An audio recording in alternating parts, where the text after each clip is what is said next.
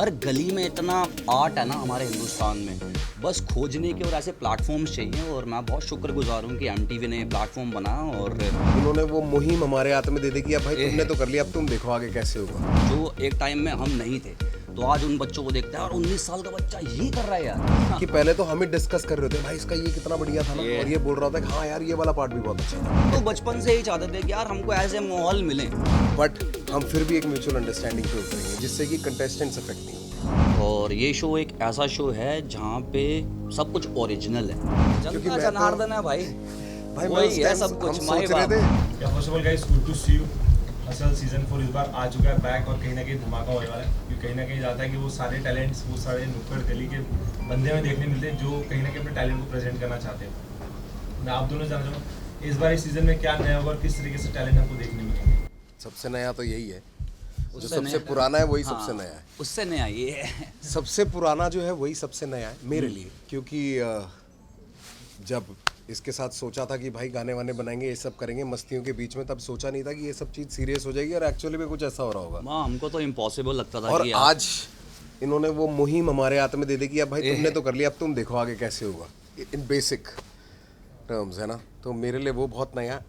Apart from that मुझे ये पता है कि एक आप ना एक फ्रीडम होती है आपकी को जज के साथ।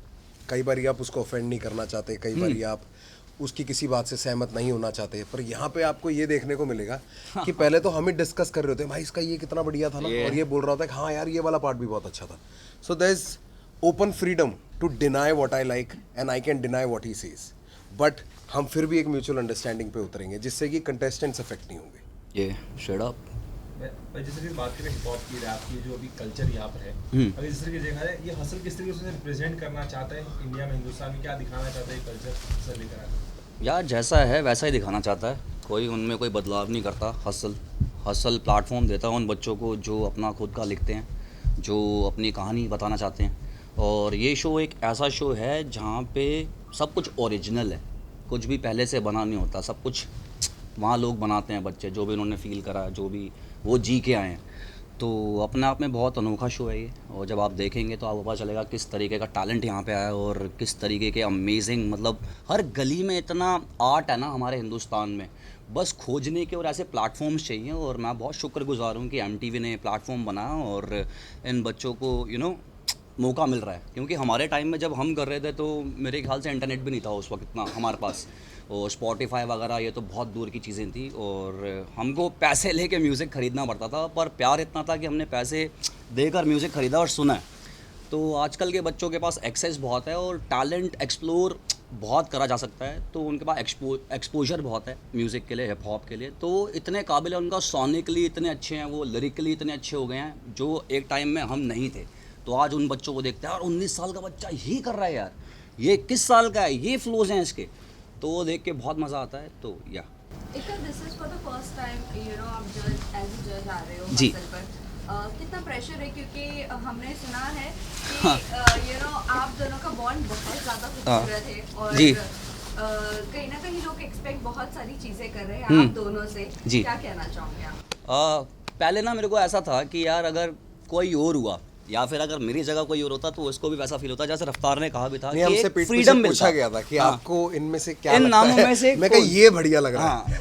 मैंने कहा देखो नाम इसलिए सारे बोला बढ़िया हैं, पर अगर रफ्तार होगा वहाँ बैठा मेरे साथ, तो मैं, जैसे कि रफ्तार ने कही अभी बात कि ये फ्रीडम होती है, मैं कुछ भी कह सकता हूँ, तो वैसी वाली फ्रीडम है। और ना कह सकते एक दूसरे को बिना उस चीज से कि यार कोई बात बड़ी होगी। हाँ। ना कह सकते एक दूसरे को नहीं यार कि मेरे को ये चीज़ इसमें इतनी अच्छी नहीं लगी, अच्छा मैं समझता हूँ, तो वो बहुत ज़रूरी है।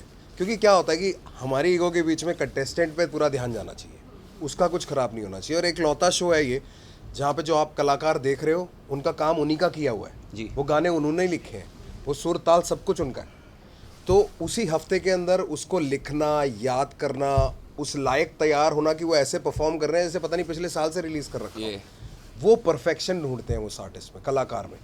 बेसिकली हमें एक बहुत अच्छा रैपर नहीं चाहिए, हमें एक बहुत अच्छा आर्टिस्ट चाहिए। रैप करना एक पॉइंट के बाद टेक्निकल है, बहुत आसान हो जाता है, पर एक गाना बना पाना बहुत मुश्किल काम है, और उसके लिए हसल है। और प्रेशर की अगर आप बात करें, हसल वो सिखा देता है। मुझे नहीं लगता भाई कोई प्रेशर है, मेरे को तो बहुत मज़ा आता है कि मेरे को इतना अच्छा टैलेंट देखने को मिलता है, जो वहाँ का एटमॉस्फेयर होता है। हाँ हाँ, बैठ के यार हम देखना तो बहुत यही आसान है। चाहते थे यार, हम तो बचपन से ही चाहते थे कि यार हमको ऐसे माहौल मिले।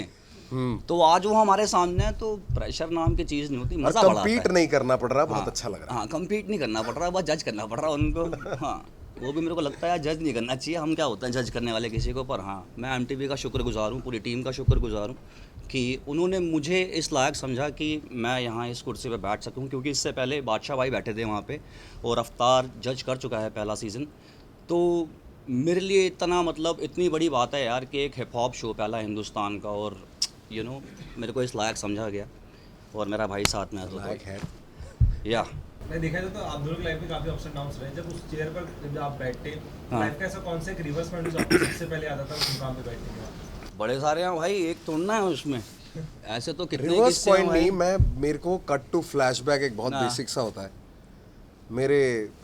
मेरा ऐसे होता था, वन हॉल किचन रूम कहते हो तुम लोग यहाँ पे, Yeah. 1 BHK कहते हैं, तो वैसा LIG के दिल्ली के गवर्नमेंट फ्लैट्स होते हैं, वहाँ पे Yeah. होता था।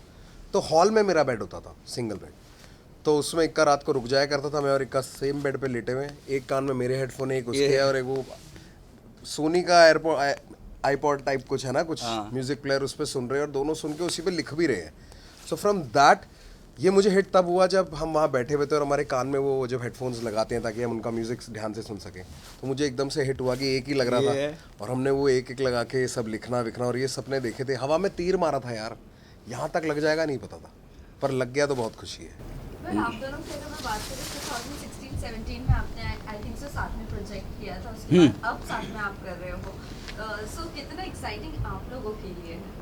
बहुत ज़्यादा यार, जब भी हमको मौका मिलता है एक साथ काम इससे करने ज़्यादा का, तो मैं इसकी पप्पी लेके ही दिखा सकता हूँ एक्साइटमेंट। मतलब मुझे याद है, हम जब मेरे को याद है 2009 या 10 का टाइम था, और जब हमको पहली बार लगा कि यार हम ना मतलब कहीं चले गए, नाम नहीं लूँगा किसी इंसान का, बट हाँ अरे हाँ, अच्छा, बस जब हम मिल के आए ना तो हमको लगा हम तो यार सुपरस्टार बन गए अब। 2009 की बात बता रहा हूँ मैं आपको, 2024 है आज। तो इसने कहा भाई देख टीवी तो मैं ले आऊँगा अपने घर से, फ्रिज तू ले आइयो, हमारा एक दोस्त है लिल गोलू, बेड वो ले आएगा, और अब साथ में रहेंगे हम, और अब तो हम सुपरस्टार, अब तो टीवी पे ही आएंगे हम सीधा सीधा। तो वो सोचते हैं और आज वो टाइम हम याद करते हैं, तो मैं इतना कह रहा हूँ अच्छा गलत लगता है। फहमियाँ जो देख रहा है, मैं इतना बता रहा हूँ, गलत फहमियाँ होनी चाहिए, इतनी Yeah. गलत फहमियाँ पालो, उसमें से एक तो पालतू बनी जाती है, एक तो सच दबा हो ही के। जाती है भाई। 100%। हाँ, दीनू जेम्स भी है, और जानना चाहेंगे कि और कौन कौन जज है इस बार, और कौन नया है इक्का के अलावा भी? मैं नया हूँ। स्क्वाड बॉसेस में हमारे पास रागा है जमनाबाद से, दिल्ली का बहुत ही बेहतरीन रैपर, जो कि इस बार हमारा साथ देगा, और DMC हैं, EPR है, या इज़ द फैमिली, कह चुके। ये तो यही फैमिली है इस बार। देखा जाए तो इस बार पहली बार एक ऐसी मुहिम चली कि जनता चुनेगी जज। जी। तो आप उसके लिए क्या कहना चाहेंगे उन जनता को जितना सारा प्यार देती है? भाई बहुत धन्यवाद। हाँ, क्योंकि जनता मैं तो- जनार्दन है भाई, भाई मैं वही उस है टाइम सब कुछ, हम माँ सोच रहे बाप। थे कि हम मतलब देखो, इच्छा तो होती है। Yeah. जब वो पोस्ट डाला, मैंने कहा यार मैं भी डाल ही दूं क्या, शेयर करते हुए कि चीतो लगो जरा वोट करो। Yeah. फिर ये भी होता है कि यार मैं कैसे मांगू यार, कितना अजीब लगेगा, अगर ये खुद चाहते होंगे तो कर लेंगे।